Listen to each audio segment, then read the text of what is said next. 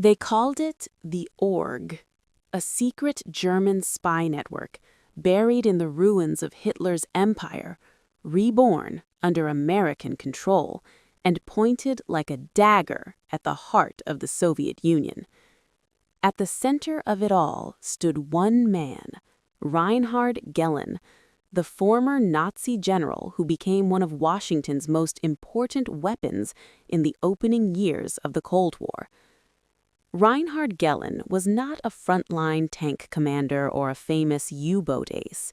He was something far more dangerous to an enemy, a professional intelligence officer who specialized in understanding, predicting, and ultimately undermining the Soviet Union.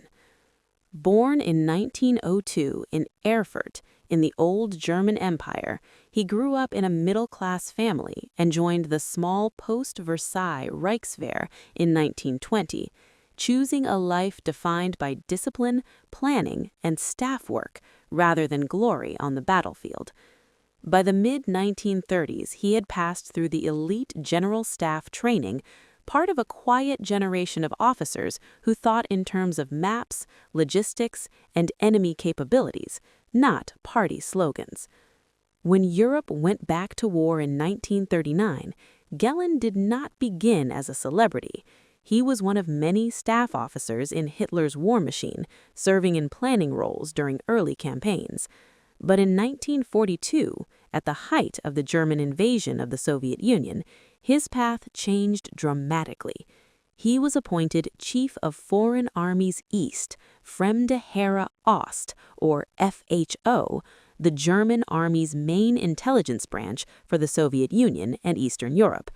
From this desk, not from a tank turret, he would shape decisions that affected millions of soldiers on the Eastern Front. Inside FHO, Gehlen built something unusual for Nazi Germany, a sober, analytical staff that tried to understand the Red Army as it actually was, not as ideology imagined it.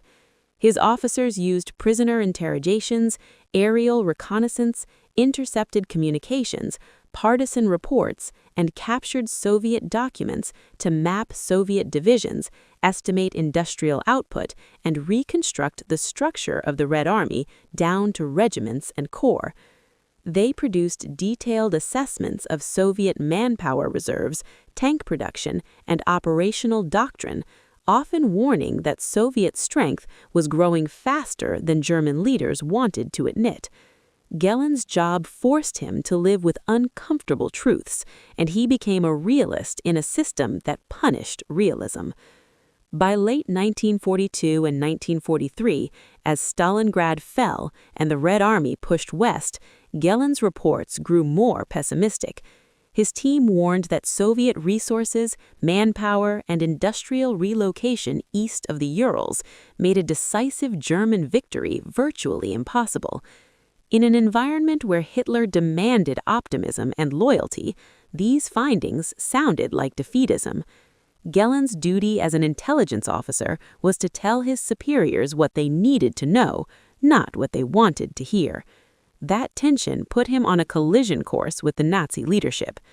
The more the Eastern Front deteriorated, the more Gehlen looked beyond the war.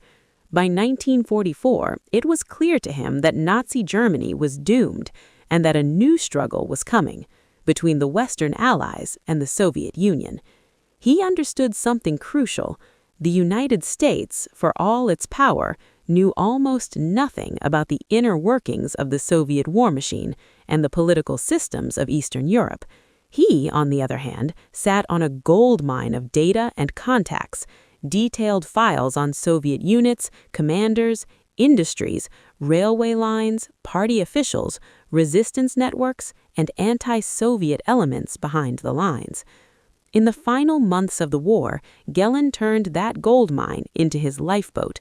In early 1945, he ordered his staff to microfilm the FHO's most valuable files on the Soviet Union. Those microfilms were sealed in steel containers and buried in hidden locations in the Bavarian and Austrian Alps, cached in remote spots that the Allies advancing were unlikely to stumble across. While Berlin was crumbling under Soviet artillery, Gehlen's team was in the mountains, burying the blueprint of the Red Army's order of battle in the cold earth. This was not an act of loyalty to Hitler. It was preparation for the next owner of that intelligence.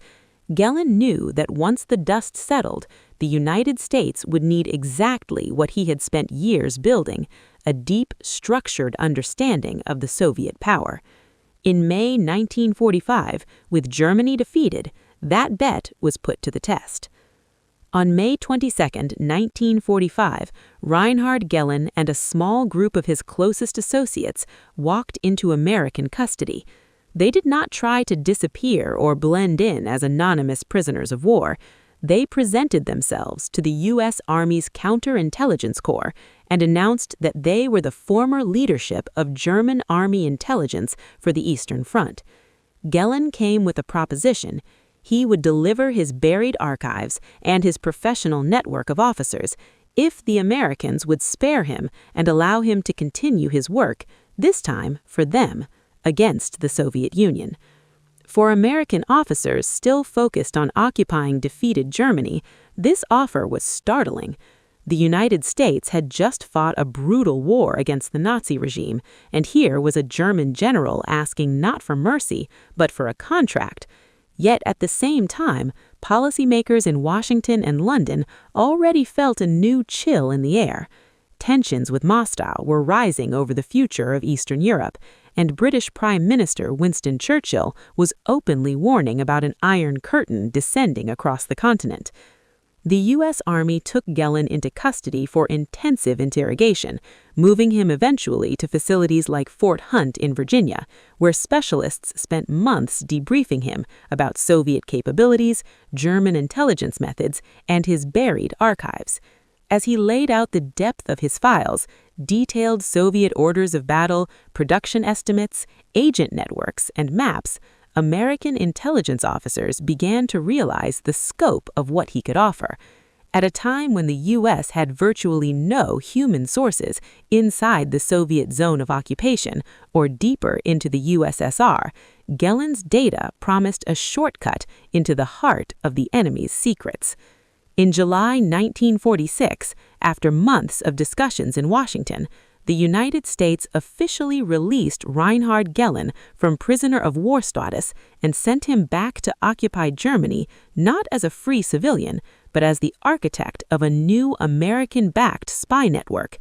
On December 6, 1946, he began active operations under U.S. auspices, forming what would soon be known in American files as the Gehlen Organization, simply the Org.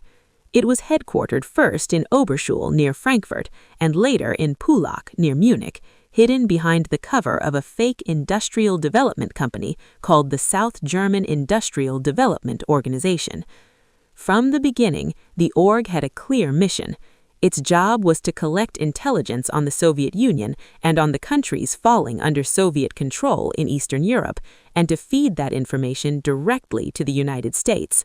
The Americans provided money, radio equipment, vehicles, office space, and political protection. Gehlen provided his buried files, his experienced staff, and his deep understanding of how to penetrate the East. The early org was small but highly specialized. It began with roughly 350 former German intelligence officers, many of them veterans of FHO and other wartime services. As the Cold War hardened, that number expanded into the thousands, forming a dense network of analysts, field agents, couriers, code clerks, and support personnel. Some worked in safe offices in West Germany, combing through reports and drawing maps. Others crossed borders illegally, slipped into East Germany or other Soviet-controlled territories, and built clandestine networks inside the new communist regimes. Initially, Gehlen's organization reported to the U.S. Army's G2 intelligence branch, but as the Central Intelligence Agency was created in 1947 and began to take shape as America's permanent civilian intelligence agency, it saw in the org a ready-made instrument. Newly declassified documents show how CIA officers debated whether to assume responsibility for this foreign, Nazi-run apparatus and ultimately decided to take the risk. In 1949, after a period of internal struggle and negotiation, the CIA took over as Gehlen's primary sponsor, assuming trusteeship of the org from the Army. For American intelligence, this was a gamble, but it was also a force multiplier. During the late 1940s and early 1950s, it has been estimated that up to 70% of all U.S. intelligence on the Soviet Union and Eastern Europe came from the Gehlen organization. In an era before satellites and advanced electronic surveillance, when the Iron Curtain was thick and opaque, this network of human sources provided Washington with order-of-battle data, insight into troop deployments, warnings about Soviet exercises, and reports on the political atmosphere in Eastern Bloc states. From Moscow's perspective, this was a rude awakening. The Soviet leadership had expected that the chaos of post-war Germany would make it difficult for the Americans to build a meaningful spy apparatus on their doorstep. Instead, within a few years of the war's end, the United States had turned the former brains of Wehrmacht intelligence into a sophisticated CIA-funded machine aimed squarely at the USSR. Soviet counterintelligence now faced not only Western diplomats and military attachés, but networks run by men who had spent the entire war studying the Red Army's structure and habits. The Gehlen organization became a symbol of a new kind of American power in the Cold War, a power that did not depend solely on aircraft carriers or nuclear bombs, but on information, who knew what and how fast. American funding and technology amplified what Gehlen's men could do, giving them better communications, more secure logistics, and the backing of a superpower that could protect them politically while they operated across borders. Yet, this partnership came at a cost. To staff his network, Gehlen drew not only from former Wehrmacht intelligence officers, but from veterans of the Gestapo, the SS, and the Sicherheitsdienst, men whose wartime records were stained by complicity in atrocities, particularly in the East. Contemporary observers and later historians noted that in the Pulock headquarters, one former SS officer seemed to open doors for the next, and that gatherings of Himmler's old elite took place under American sponsorship. Some of these individuals were protected from prosecution and even helped through clandestine rat lines to safe havens abroad. For American policymakers, this raised a profound moral dilemma. On one hand, they were building a democratic, Western-aligned West Germany and proclaiming a commitment to justice for Nazi crimes. On the other, they were quietly bankrolling a network that placed thousands of former Nazi security personnel back into positions of influence, using them as tools against the Soviet Union. It was a stark example of how the Cold War sometimes forced American strategy into gray zones that would have been unthinkable just a few years earlier. Operationally, the org scored some real successes.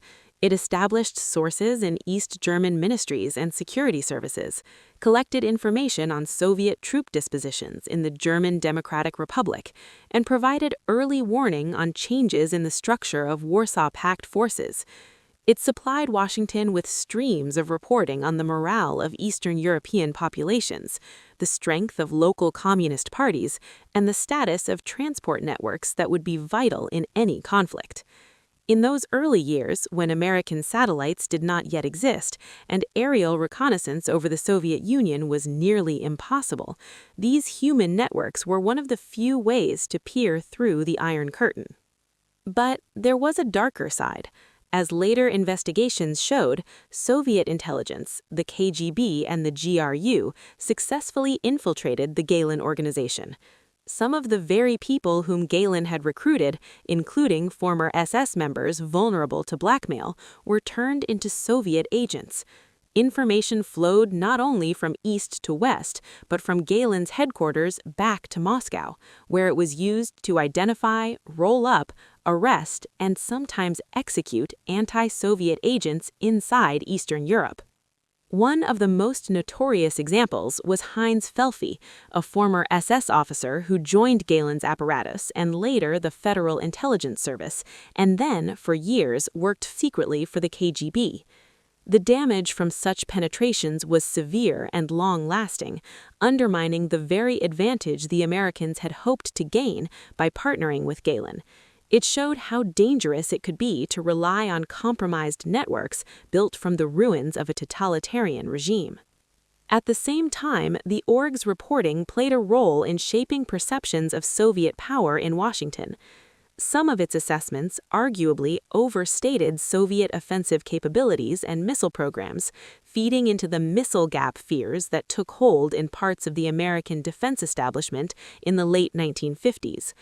A network that had a vested interest in portraying the USSR as a looming, ever-growing threat found a receptive audience in American agencies that were gearing up for a long confrontation. The org was not just delivering facts, it was also helping to define the narrative of the Cold War as a struggle where the Soviet Union had to be checked at all costs. Meanwhile, Germany itself was changing. In 1949, the Federal Republic of Germany, West Germany, emerged as a sovereign state in the Western camp under Chancellor Adenauer. For Adenauer, having a national intelligence service was essential to sovereignty and to proving that West Germany was a reliable ally in the Western Alliance. The obvious foundation for that service was already in place, Gehlen's org, with its staff, its archives, and its deep ties to the CIA. In 1956, 11 years after the end of World War II, the United States and the CIA formally transferred the Gehlen organization to the authority of the West German government. Under that agreement, the org became the Bundesnachrichtendienst, the Federal Intelligence Service, or BND, the official foreign intelligence agency of the Federal Republic of Germany. Reinhard Gehlen, the former Nazi general who had once briefed Hitler's generals on the Red Army, was now the first president of the intelligence service of a new democratic state, serving from 1956 until his retirement in 1968. As head of the BND, Gehlen also held the rank of lieutenant general in the Bundeswehr Reserve, the highest rank for a reserve officer in post-war West Germany. The BND's headquarters remained in Pullach, a physical and institutional link between the org's clandestine past and the new service's official future. From there, Gehlen oversaw West German intelligence operations around the world, while maintaining a close and often intimate relationship with the CIA, which saw the BND as both a partner and, in some ways, a product of its own early choices. Inside the BND, however, the culture bore the marks of its origins.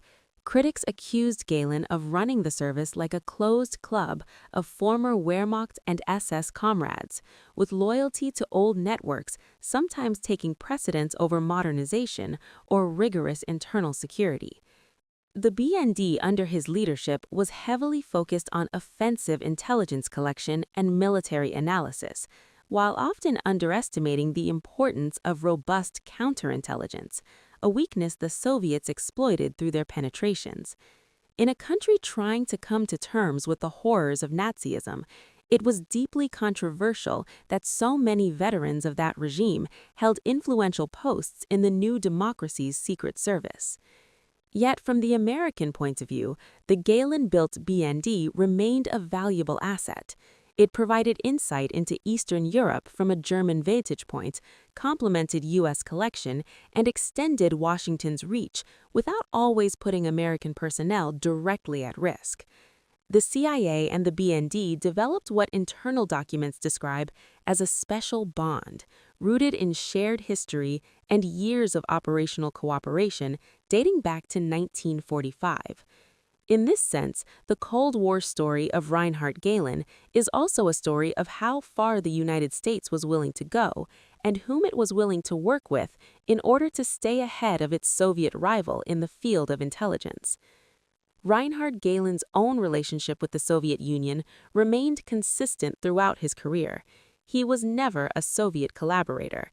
From the days of Fremde Herre Ost to his last years at the BND, he viewed the USSR as a strategic foe and devoted his entire professional life to understanding and countering it.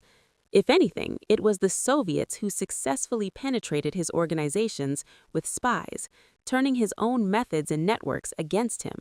For Moscow, Gehlen was not a former ally who had defected to the Americans, but a longtime enemy whose skills had been placed at the service of their most powerful opponent. By the 1960s, time and politics were catching up with Gehlen. West Germany was evolving, and a younger generation, less tied to wartime experiences, was rising. Scandals involving Soviet moles like Heinz Felfi, questions about the BND's effectiveness, and growing public scrutiny of Nazi continuities in state institutions all eroded his position. In April 1968, after more than a decade at the top of West German intelligence and over 2 decades as a central figure in the Western Espionage War, Reinhard Gehlen retired as president of the BND. In retirement, he settled in the town of Berg on the shores of Lake Starnberg near Munich, living a largely quiet life away from public attention.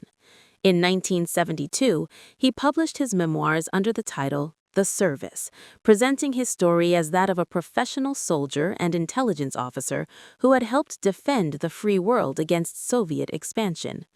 In those pages, he downplayed or justified the presence of ex-Nazis in his organization and defended the strategic necessity of his choices during the early Cold War.